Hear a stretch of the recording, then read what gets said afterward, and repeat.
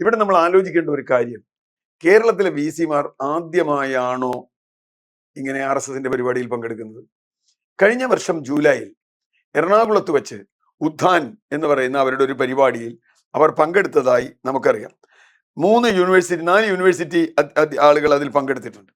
ആ യൂണിവേഴ്സിറ്റി ആളുകളിൽ ഏറ്റവും പ്രധാനപ്പെട്ട അതിലേറ്റവും 3 university, Kerala university, Calicut university, Kannur university, ഈ 3 പേരും ഗവർണറാൽ നിയമിതനായ ആളാണ്.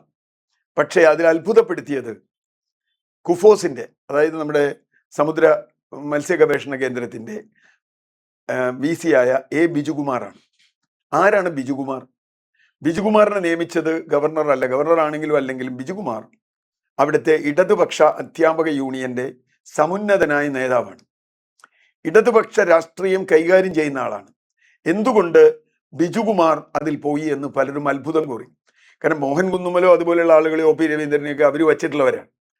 അത് VC വച്ചിട്ടുള്ള ആളുകളാണ്. അവർക്ക് ചില താല്പര്യങ്ങളുണ്ട് എന്ന് നമുക്കറിയാം. അപ്പൊ കേരളത്തിൽ കുറെ കാലമായി വൈസ് ചാൻസലർമാരെല്ലാം സംഖ്യകളാണ്. ഇടയ്ക്ക് ചില പ്രതിഷേധം ഉയർത്തുമെന്നല്ലാതെ വേറെ ഒന്നും സംഭവിച്ചിട്ടില്ല.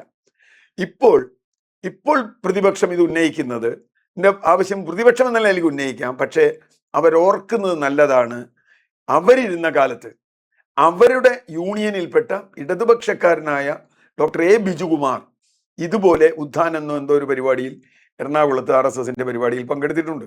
അന്ന് വലിയ വിമർശന വിധേയമായിട്ടുണ്ട്. തീർച്ചയായും സർവകലാശാലകളുടെ സ്വയം ഭരണം എന്നത് വളരെ പ്രധാനമാണ്. അത് ഗവർണർക്ക് അല്ലെങ്കിൽ കേന്ദ്രം ഭരിക്കുന്നവർക്ക്, സംസ്ഥാനം ഭരിക്കുന്നവർക്ക് അവരുടെ രാഷ്ട്രീയ പാർട്ടിയുടെ കേന്ദ്രങ്ങളാക്കി മാറ്റാൻ പാടില്ല. അത് സ്വതന്ത്ര സർവകലാശാലകളാണ്. അങ്ങനെയാണ് നമ്മുടെ നിയമം. പക്ഷെ ഇപ്പം അങ്ങനെയല്ല. ഒന്നുകിൽ സംസ്ഥാന സർക്കാർ അല്ലെങ്കിൽ കേന്ദ്ര സർക്കാർ അവരുടെ അധികാരം ഉപയോഗിച്ച് VCമാരെ നിയമിക്കുന്നു. അത് പൂർണ്ണമായും രാഷ്ട്രീയ കേന്ദ്രങ്ങളാക്കുന്നു. ഇത് കേരളത്തിൽ വളരെ വ്യാപകമായി ഇപ്പോൾ വന്നിട്ടുള്ള ഒരു സംഗതിയാണ്. ഇത് വെച്ച് വർഗീയ വിഭജനം ഉണ്ടാക്കും. ഇപ്പൊ BJP VCമാർ പോയതിനെ ന്യായീകരിക്കുന്നു. BJP എന്തിനെ ന്യായീകരിക്കണേ? BJP RSSും തമ്മിൽ ഒരു ബന്ധമില്ല എന്ന് പറയുന്ന ആ BJPക്കാര് RSSന്റെ പരിപാടിയിൽ പോയതിന് എന്തിനെ ന്യായീകരിക്കുന്നത്? അപ്പൊ ബന്ധമുണ്ട്. തീർച്ചയായും ഒരു ഹിന്ദുത്വ രീതിയിൽ ഒരു വിഭജനം കേരളത്തിൽ ഉണ്ടാക്കുക എന്ന ഏറ്റവും ദുഷ്ടമായ ഒരു ലക്ഷ്യമാണ് ഇതിനുള്ളത്. കേരളത്തിലെ സർവകലാശാലകൾ യഥാർത്ഥത്തിൽ മതേതര സ്വഭാവം നിലനിർത്തേണ്ട, കേരളത്തിന്റെ സാമൂഹ്യ സ്വഭാവം നിലനിർത്തേണ്ട ഒന്നാണ് എന്ന് തന്നെയാണ്.